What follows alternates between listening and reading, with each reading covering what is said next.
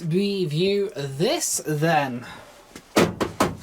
So, it is a Whirlpool Dreamspace AWM8000, made in Germany, because it is. Also known as the Balknecht. I'll put the model number here if I can find it, which is exactly the same machine. Right, the Dreamspace was sold over here with a heater, although I do believe there is Dreamspace and Duet versions of the exact same machine that were sold in America. Of course, they don't have heaters. Well, not all of them anyway. But again, let me know down below. But anyway, this version that was sold in Europe was kind of intended to be sold, to be installed in places where they need a kind of commercial washer. Basically access to a big capacity washing machine that's capable of washing duvets and pillows.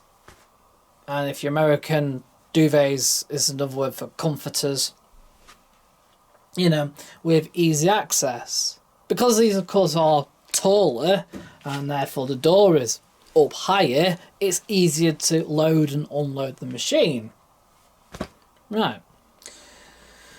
So, it comes with an 8 kilogram load capacity. I know that sounds ridiculously small compared to the front loaders that we have today, but back then this 8 kilogram capacity was based on its actual drum volume, because it has an 85 litre drum capacity. Again, let me know down below. The later Whirlpools then ended up with a much bigger 105 litre drum capacity instead.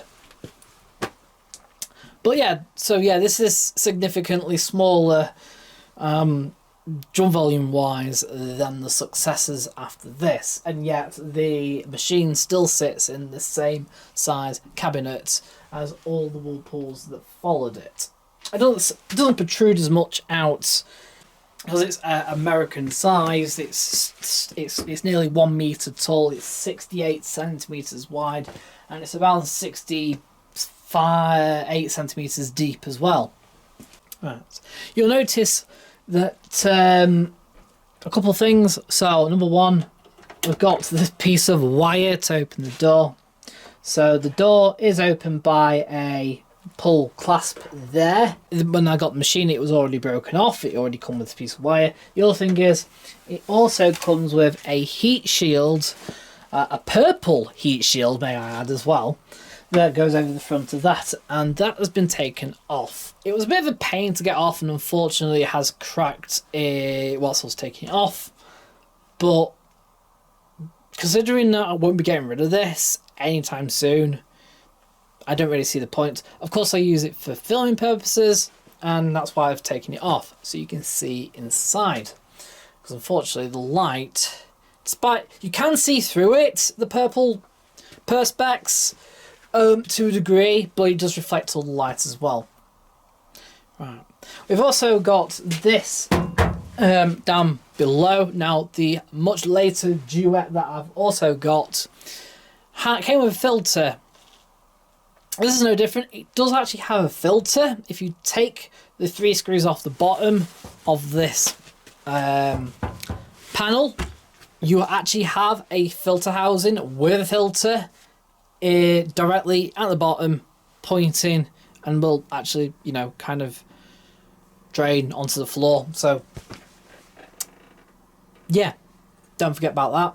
The age of the machine as well. It's nearly 25 years old. Probably more than that now, roughly 25 years old. I will be doing a wash race between it and the equivalent small, you know, our front loader that we also had, which I've also got. So yeah, that was only 6 kilo, and that was only like a 50 something litre drum. So yeah, there is a significant difference. So yeah, whilst it's 8 kilo, don't worry, it's quite big realistically in the real world. So once we have opened up the door, you'll notice we've got a drum, and yeah, it's sat at an angle. like many American front loaders like this.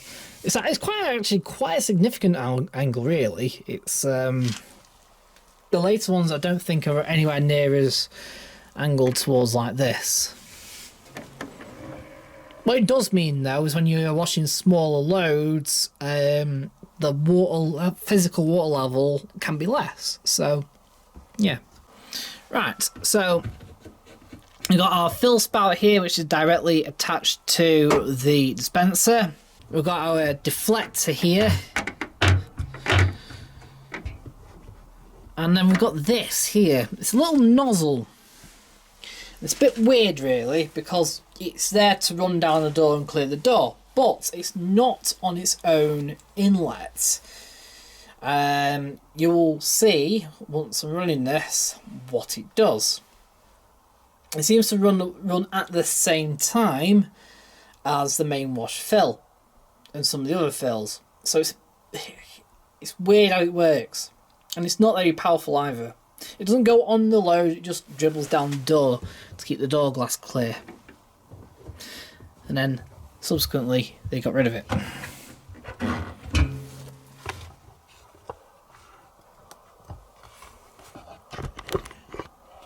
If you have got one of these, just remember to just look behind here when you do.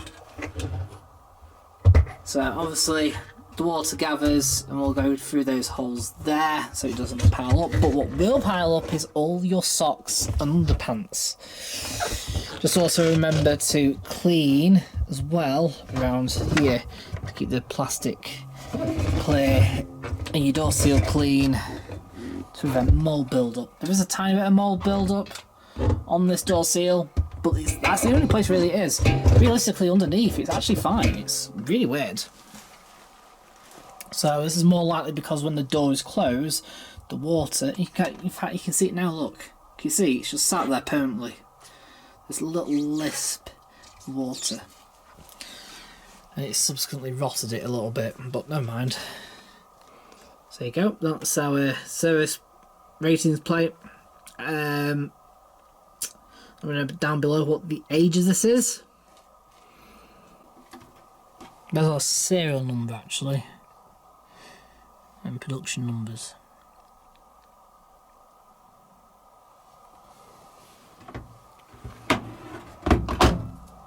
Right, so we've got a little marker on our dial.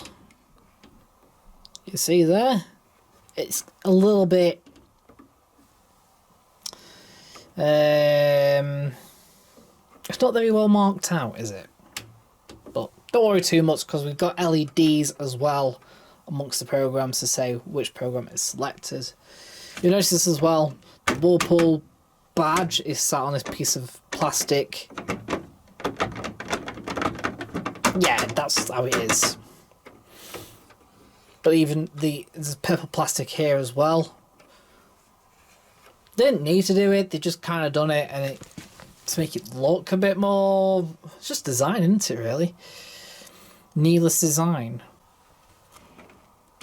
Right, so we'll start off with the first program. It's a white cotton program, made for washing. Obviously, your whites up to 95 degrees. You can change the temperature. We can go down in basically 10-degree steps, all the way down to 20.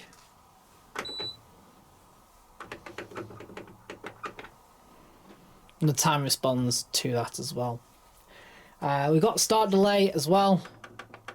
Maximum amount of hours is 23. So say it to 23 hours time delay, it will delay for 23 hours, then start and run the whole cycle. Right. Something else to note as well, the time that it stays is for a full load. It does have a load detecting technology, so, and it's variable as well, so the smaller the load, the less time it takes. We've got our LEDs here at the side telling us where in the wash it's up to. We've got pre-wash, wash, the rinse hold icon, final spin, and then obviously finish and end.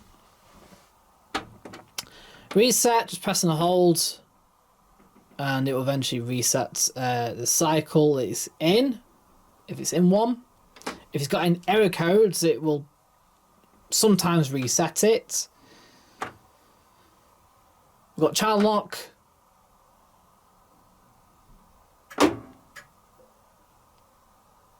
Yeah. Now that has now locked out not just the control panel, but it's locked the machine as well.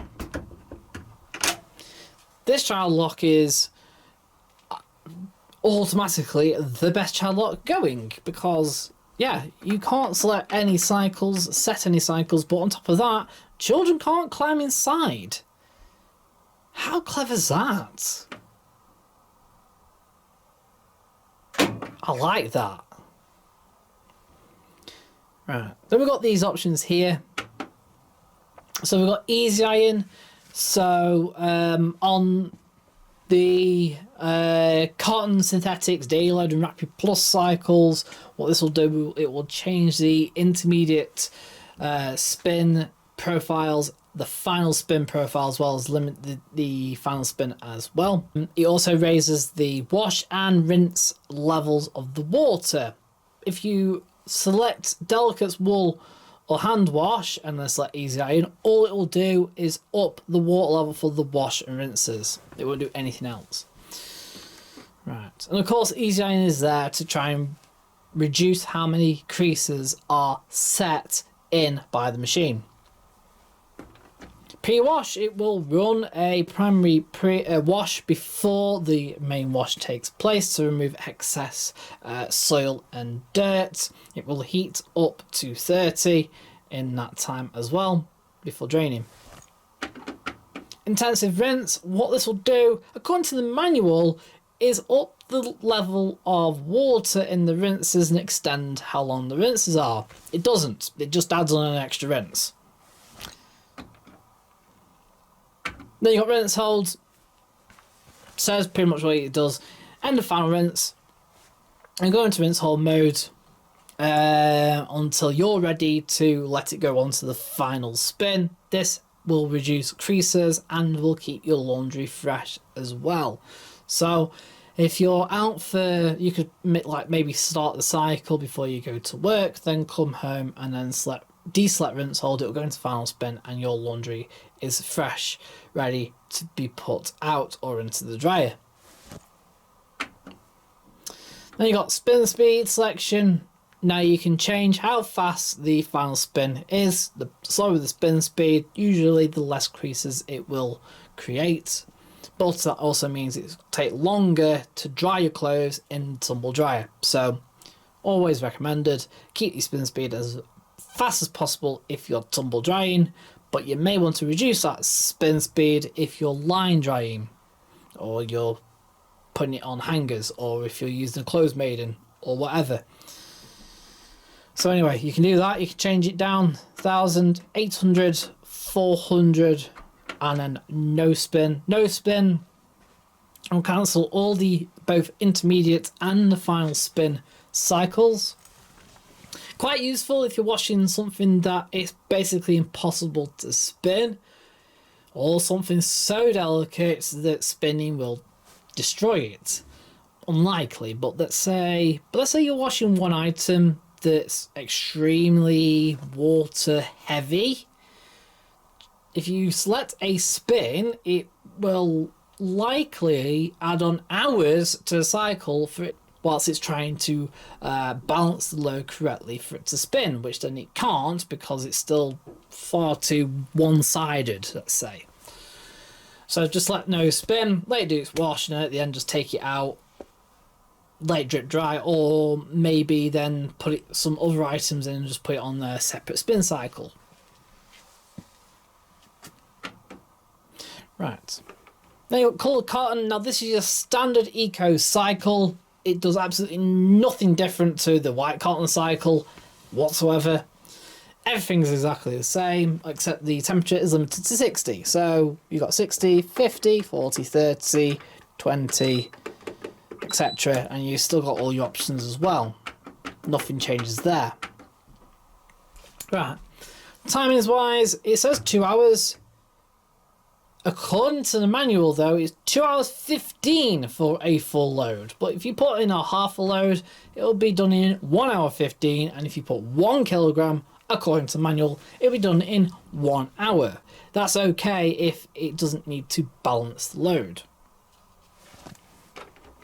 Right, then you got synthetics made for washing, a half load that isn't quite a half load because it's 3.5 kilograms of man-made fibers like acrylics, nylon, polyester, etc.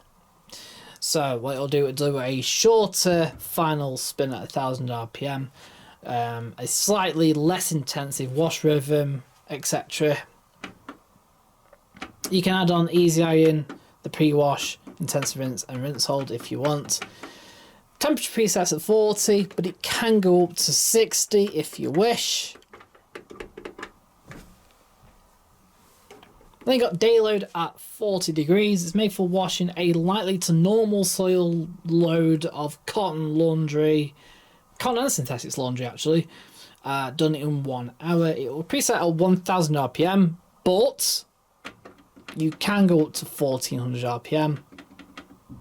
The final spin is quite short though, so its spin results will not be anywhere near as good as a normal cotton cycle.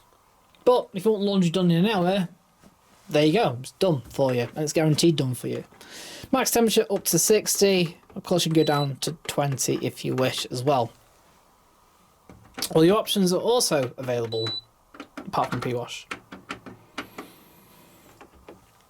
Then you got Rapid Plus. This allows you to wash again a half load, 3.5 kilogram of cotton laundry in just half an hour at 30 degrees.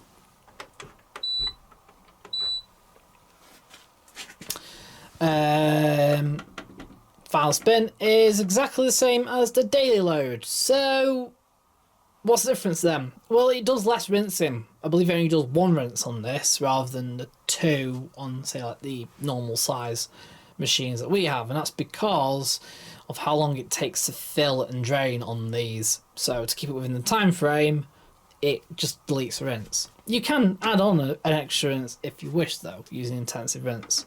So it's not all bad. I suppose I personally put on intensive rinse, obviously at 30 degrees and max spin if I was to use this cycle. Then you've got the delicate cycle, which is 50 minutes long, max temperature up to 40.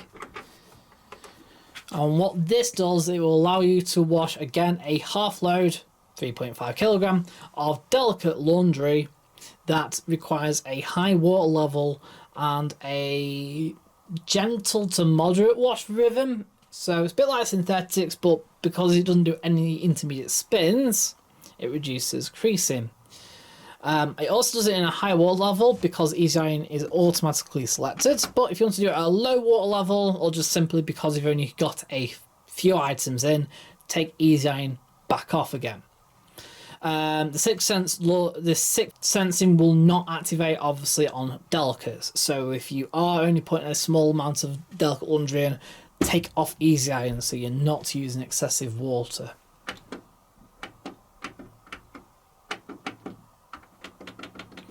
Max spin is 1000 RPM.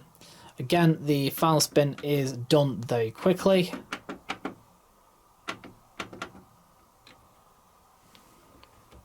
Then we've got the wool cycle. Again, max spin 1000 RPM, but it's done in just 3 minutes. Yeah. What this does, it'll do, again, high water level for your wool, max load 2 kilogram or roughly a quarter of a load. But it does very sparse tumbling to prevent damaging to your wool. Max temperature is actually up to 40, since that is the maximum for wool, but it'll preset at 30. Then you've got hand wash, it presets at 20, but you can go up to 40 if you want. That's not bad. And it's essentially the wool cycle, only the tumbling is even more sparse, and the final spin is preset and can only go up to 400 RPM. It is literally a very quick Spin up to 400, it's back down again. And that's to prevent excess creasing to basically any laundry that you put in. Right. Then you got drain only, so if you need to drain the washer out because it might have gone wrong, or you just want to drain out the water after it being on rinse hold mode so you don't end up creasing your laundry, you can do that. Gentle spin is a separate spin only. It's basically the wool spin, so very short, brief burst up to 1000 RPM and back down again to prevent excessive creasing and damage to fabrics. Then you got spin only, which is a separate spin to respin any laundry at full spin and the full length spin as well, up to 1400 RPM. I know 1400 RPM doesn't sound very fast, but back when this was made, 1400 RPM was basically the fastest, well, maybe like a couple of 1600s, was on the fastest on the market. But considering how wide the drum is, it means that the actual drying performance is much better than a normal 1400 RPM of our kind of size. Yeah. Strangely though, there's no easy iron option on that spin. Bit of another one. And then take rinse and spin, which is one fabric softener rinse and the final spin.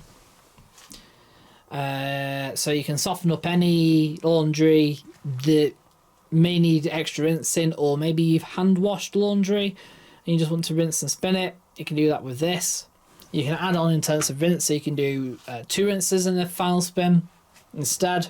But strangely, no easy iron. Yeah, bit of an odd one.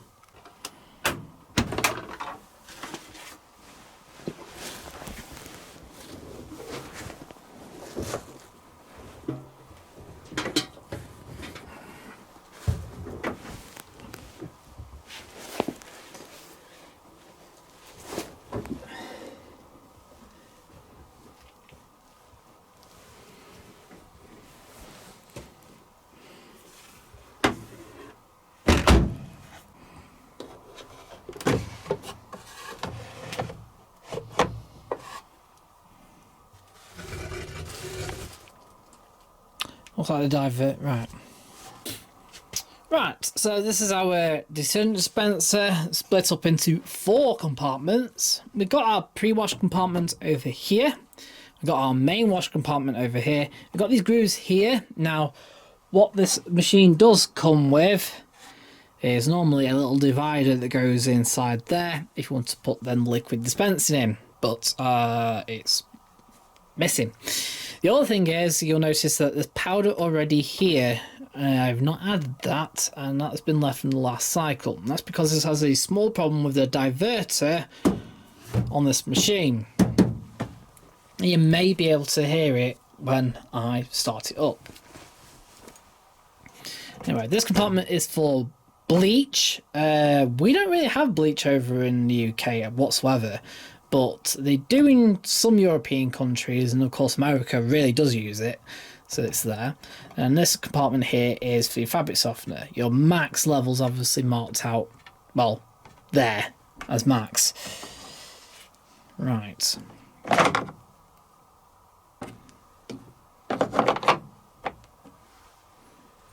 So I suppose we'll add some fabric softener, but not some powder. You see, that's not very much fabric softener. That's only 25ml, and it's already pretty much up to max. That's one thing I will say then, is that the maximum level for fabric softener is too small for this machine. In fact, to be fair, let me just add another 20ml. So there's 60ml of bold powder in there. The realistic amount it will take is only around 400ml at most, and the pre-wash will only take around 150ml. Not a lot for a big capacity machine. I know that sounds like a lot for today's powder, but back when this was made, a standard dose for bold back then was 190ml. for a 4.5 to 5 kilogram load, and you would then have to add around 125 mil probably for an 8 kilogram machine. So you're looking at over 300 odds just for a normal soil load. If you got heavy soil or hard water, it just ain't gonna fit. Right. This machine also has another problem as well, and that's the way this water is diverted. It uses a mechanical diverter, which on this is slightly broken. Essentially from the pre-wash, when it resets to the pre-wash, it doesn't automatically go all the way back to the pre-wash side. So it will end up sitting between the pre-wash and the main wash. There's also another problem with using the diverter too, and that's how this machine works when you first start it up. Because it has to check everything, it will do its own little process of checking the motor, the door, the heater, and the pump, all before it kind of starts. So what it will do, it will start filling up with water, but it will start filling up with water from wherever that diverter was last set, which is often the fabric softener. That means your fabric softener quite often goes in to the main wash. Yeah, you're going to see this in a minute. Let's start her up, shall we?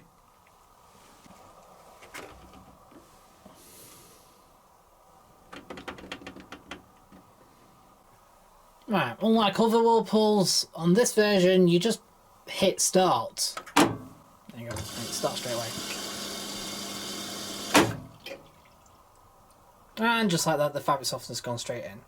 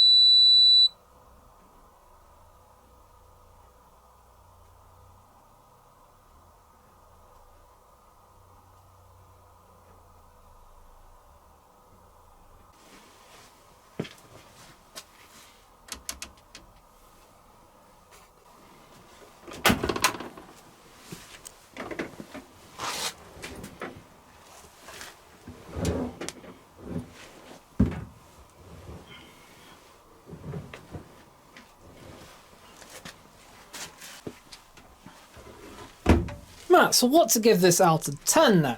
Well, it's got a couple of flaws, like I pointed out with that diverter. When it starts up, it will put the fabric softener in straight away. But other than that, it's pretty solid, well built. Apart from like that, whatever. Very reliable when you compare it to other stuff on the market, especially things like Bosch. It washes better than anything else on the market, which is quite surprising considering that the smaller front loaders and we have actually over here are worse than its competitors. It's very weird with the big Whirlpools. They always do better than the competitors. The only downside with a machine this big, you would expect the drum capacity to be bigger. And strangely, it's the same complaint that Americans had when they got it. Because their competitors all did bigger low capacities. This was tiny for what it was. I think in American speak, it's something like only 3.8 cubic feet or something stupid like that. Which is tiny for them.